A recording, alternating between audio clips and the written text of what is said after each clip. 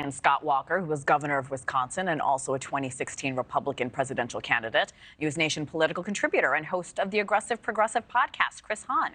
Mick Mulvaney, White House chief of staff for President Trump, also a NewsNation political contributor and Bernie Sanders' 2020 campaign national co-chair, Nina Turner. All good morning. Thank you for joining us. Nina, I'll start with you. Do you think President Biden's performance will move the needle at all for RFK Jr.? I'm not sure. I mean, it definitely is moving the needle, obviously, for the Democratic Party. It was Democratic malpractice last night. The emperor has no clothes on. And for my party to act surprised about this performance, I am just absolutely stunned. RFK Jr. came off as very refreshing, very pointed. And I think one of the most important things, Hannah, that he pointed out is that the fear factor that we saw on the stage between former President Trump and President Biden compared to a vision that points towards hope. That was a very discouraging debate last night, and RFK put a little sunshine. Governor Walker, thank you, Nina. You were a Republican presidential candidate in 2016. You've been on a debate stage. What's your take on how President Joe Biden performed last night? It was pathetic. It's sad. I mean, I thought the best line of the night was when President Trump said, I wish, he looked at President Biden and said, I wish you were a great president. I wouldn't have to be here. I thought that summed up exactly what people saw, that whether you like Donald Trump or not, he had, I think, effective answers on issue after issue. And Joe Biden just seemed to be grasping for straws. I actually felt sad for him and sad for the country watching it. Chris, I was following you on social media yesterday. You wrote on Twitter, on X, it wasn't going well for President Biden. As America's waking up this morning, we're all processing what happened just a few hours ago. What does the Democratic Party need to do after President Biden's performance last night?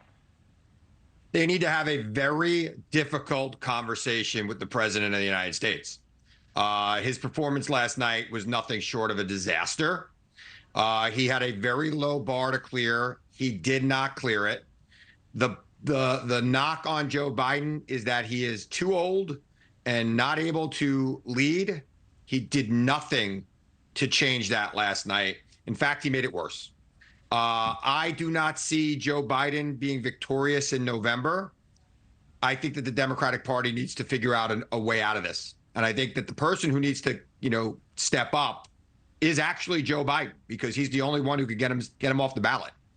And I think that Jill Biden, Ashley Biden, Hunter Biden, Barack Obama, Michelle Obama, and other Democratic leaders, maybe Senator Schumer, my former boss, Leader Pelosi, Leader Jeffries, they need to go to this man this week, and they need to have a very difficult conversation. And the 4th of July is about celebrating the birth of America. I would hope that by then there is some clarity about Joe Biden's future. Mick, after last night's debate, RFK Jr. pointed to the so-called double haters, voters who don't like either major party candidate. There seems to be a lot of them out there. And as a potential supporter of his campaign, here's a little bit of what he had to say. 70% of Americans said they wanted me on that stage. About between 70 and 80%, depending on what poll you read, do not want to have to choose between President Biden and President Trump. They are tired of choosing the lesser of two evils. They want, another choice. And, hopefully some of them are going to start looking at me. And like I mentioned, he had 6 million online viewers last night. Is Kennedy a real threat now that we're seeing cracks in Democrat support for President Biden? No, I really don't think so. I think what Mr. Kennedy is ignoring, and a lot of folks who are trying to push him this morning are ignoring, is that we've been through a primary process. The Republicans had a chance to pick somebody other than Donald Trump. They did not. The Democrats, although a narrower choice, also had a chance to pick somebody other than Joe Biden, and they didn't. I hear all of this chatter about, the 70 or 80% of the country doesn't want either of these two. 70 or 80% of the country had a chance to impact that process and either didn't or tried and lost. We've gone through a process where each party had a chance to pick their nominee, and this is who both parties chose. So, look, the rules are pretty straightforward. If Robert Kennedy had had a 15% poll in a couple of different polls, and he was on enough states to win, he would have been on the stage last night.